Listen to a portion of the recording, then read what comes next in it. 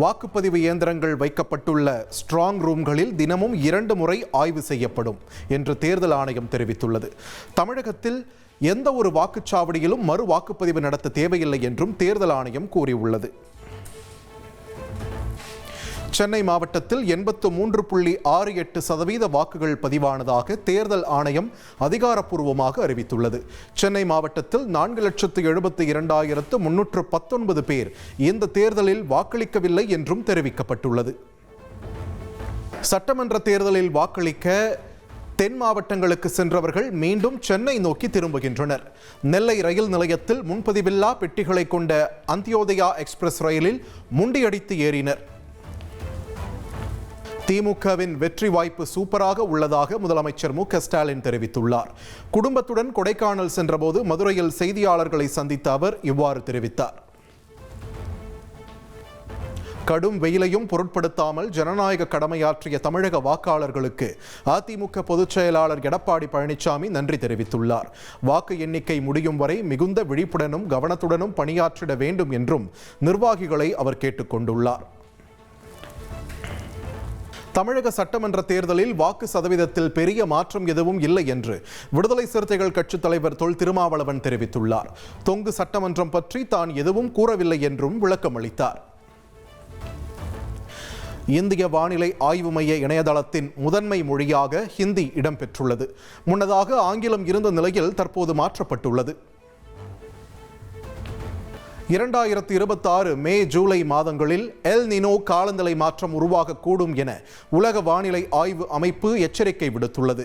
El Nino நிகழ்வால் இந்தியாவில் பருவமழை குறையக்கூடும் என்றும் தெரிவிக்கப்பட்டுள்ளது.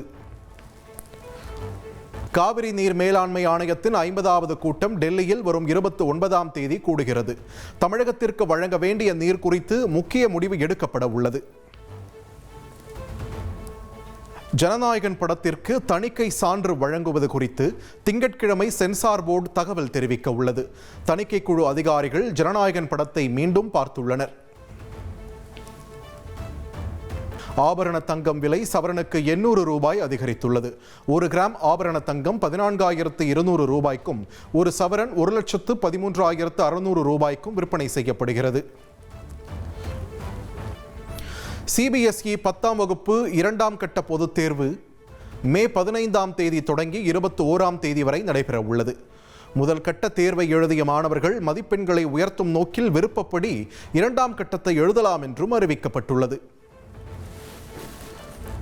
சென்னையில் எல்பிஜி கேஸ் தட்டுப்பாடு காரணமாக ஆட்டோ ஓட்டுநர்கள் பல மணி நேரம் நீண்ட வரிசையில் காத்திருந்து கேஸ் நிரப்பும் நிலை ஏற்பட்டுள்ளது. சில இடங்களில் 2 கிலோமீட்டர் தூரம் வரை வரிசையில் நின்று 3 மணி நேரம் காத்திருக்க வேண்டியுள்ளதாக ஆட்டோ ஓட்டுநர்கள் வேதனை தெரிவித்துள்ளனர். தமிழ்நாட்டில் பச்சை முட்டை கொண்டு தயாரிக்கும் மயோனைஸுக்கு விதிக்கப்பட்ட தடை மேலும் ஓராண்டுக்கு நீட்டிக்கப்பட்டுள்ளது. அடுத்த ஆண்டு ஏப்ரல் வரை தடையை நீட்டித்து தமிழக அரசு உத்தரவிட்டுள்ளது. தேனி மாவட்டம் கம்பம் அருகே பட்டாசு ஆலையில் ஏற்பட்ட பயங்கர வெடி விபத்து. உடல் சிதறி 2 பேர் பரிதாபமாக உயிரிழந்த நிலையில் போலீசார் மற்றும் தீயணைப்பு துறையினர் மீட்பு பணியில் ஈடுபட்டுள்ளனர். தஞ்சையில் கடந்த ஆண்டு நடு ரோட்டில் ஆசிரியை காவ்யா வெட்டி கொல்லப்பட்ட சம்பவம். தனது மகளை கொன்ற இளைஞரை வெட்டி படுகொலை செய்த தந்தை காவல் நிலையத்தில் சரணடைந்தது பரபரப்பை ஏற்படுத்தியுள்ளது. நீலகிரி மாவட்டம் பார்சன்ஸ் வேலி வனப்பகுதியில் 1 வாரமாக பற்றி எரியும் காட்டுத்தீ. சுமார் 2000 ஏக்கர் வனப்பகுதி எரிந்து சேதமடைந்த நிலையில் தீயை அணைக்கும் பணியில் விமானப்படை ஹெலிகாப்டர் ஈடுபட்டுள்ளது.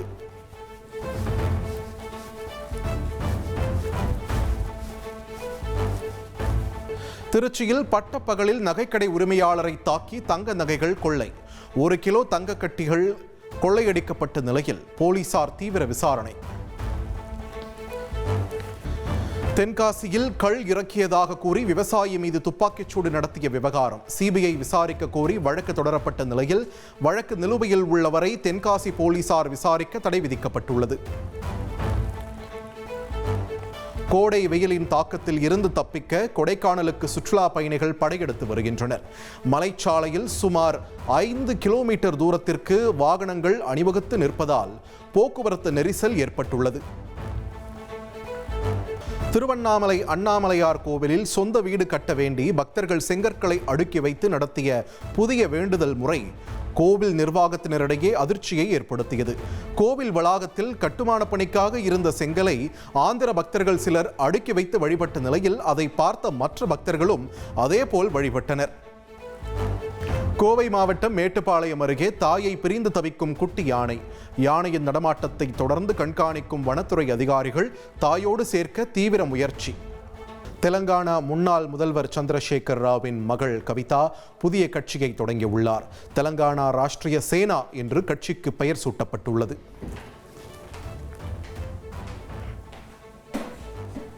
ஜெய் தெலங்கானா, ஜெய் தெலங்கானா, ஜெய் தெலங்கானா, தெலங்கானா ராஷ்டிர சேனா, ஜெய் தெலங்கானா ராஷ்டிர சேனா, ஜெய் தெலங்கானா.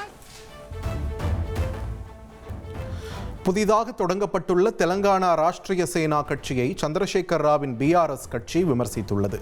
ஒரிஜினல் எப்போதும் ஒரிஜினல் தான் என்று குறிப்பிட்டு சமூக வலைதளங்களில் மீம் பதிவிட்டுள்ளது. திருப்பதி ஏழுமலையான் கோவிலில் பக்தர்கள் கூட்டம் அலைமோதுகிறது. 12 முதல் 24 மணி நேரம் வரை காத்திருந்து பக்தர்கள் சுவாமி தரிசனம் செய்து வருகின்றனர். டெல்லி மஜ்லிஸ் பார்க் பகுதியில் அமைந்துள்ள வனப்பகுதியில் பயங்கர தீ விபத்து. சாலையை ஒட்டியுள்ள வனப்பகுதியில் தீ விபத்து ஏற்பட்டதால் போக்குவரத்து பாதிக்கப்பட்டது. ஈரானிய வெளியுறவுத்துறை அமைச்சர் சையத் அப்பாஸ் அராக்சி மற்றும் பாகிஸ்தான் ராணுவ தளபதி அசீம் முனீர் ஆலோசனை. இருதரப்பு உறவுகள் மற்றும் அமெரிக்கா ஈரான் விவகாரங்கள் குறித்து விவாதிக்கப்பட்டதாக பாகிஸ்தானில் உள்ள ஈரான் தூதரகம் தெரிவித்துள்ளது. யுக்ரைனின் டினிப்ரோ மற்றும் பல நகரங்களை குறிவைத்து ரஷ்யா வான்வழி தாக்குதல். 4 பேர் உயிரிழந்த நிலையில் 30க்கும் மேற்பட்டோர் காயமடைந்துள்ளனர். மறைந்த பாப் பாடகர் மைக்கேல் ஜாக்சனின் தொடர்பான பாலியல் குற்றச்சாட்டு விவகாரம் மீண்டும் சர்ச்சையை ஏற்படுத்தியுள்ளது. மைக்கேல் ஜாக்சனின் 2வது குடும்பம் என்று அழைக்கப்பட்ட காசியோ குடும்பம் ஜாக்சன் தனது குழந்தைகள் மீது பல ஆண்டுகளாக பாலியல் துன்புறுத்தல் நடத்தியதாக நீதிமன்றத்தில் புதிய வழக்கை தொடர்ந்துள்ளது. IPL கிரிக்கெட் தொடரில் பஞ்சாப் கிங்ஸ் அணிக்கு எதிரான போட்டியில் KL ராகுல் 150 ரன்கள் குவித்தார். 66 பந்துகளில் 150 ரன்கள் அடித்த நிலையில் IPL வரலாற்றில் 150 ரன்கள் அடித்த 3வது வீரர் என்ற சாதனையை படைத்தார் ராகுல். IPL கிரிக்கெட் தொடரில் டெல்லி கேபிட்டல்ஸ் வேகப்பந்து வீச்சாளர் லுங்கி இகிடிக்கு தலையில் பலத்த காயம். பந்தை கேட்ச் பிடிக்க முயன்றபோது கீழே விழுந்து பின் தலையில் பலத்த காயம் ஏற்பட்ட நிலையில் ஆம்புலன்ஸ் வரவழைக்கப்பட்டு மருத்துவமனைக்கு அழைத்துச் செல்லப்பட்டார். குஜராத்துக்கு எதிராக நாளை நடைபெறும் போட்டியிலும் தோனி களமிறங்க மாட்டார் என தலைமை பயிற்சியாளர் ஸ்டீஃபன் ஃபிளமிங் தெரிவித்துள்ளார். காயத்திலிருந்து குணமடைந்து வரும் தோனி தொடர்ந்து தீவிர பயிற்சியில் ஈடுபட்டு வருவதாக விளக்கம் அளித்துள்ளார். இனி செல்லும் இடமெல்லாம் செய்தி. தந்தி டிவியின் வாட்ஸ்அப் சேனலை ஃபாலோ பண்ணினா செல்ல இருக்கும் இடமெல்லாம் செய்தி. இதோ QR கோட் இப்பவே ஸ்கேன் பண்ணுங்க, ஃபாலோ பண்ணுங்க.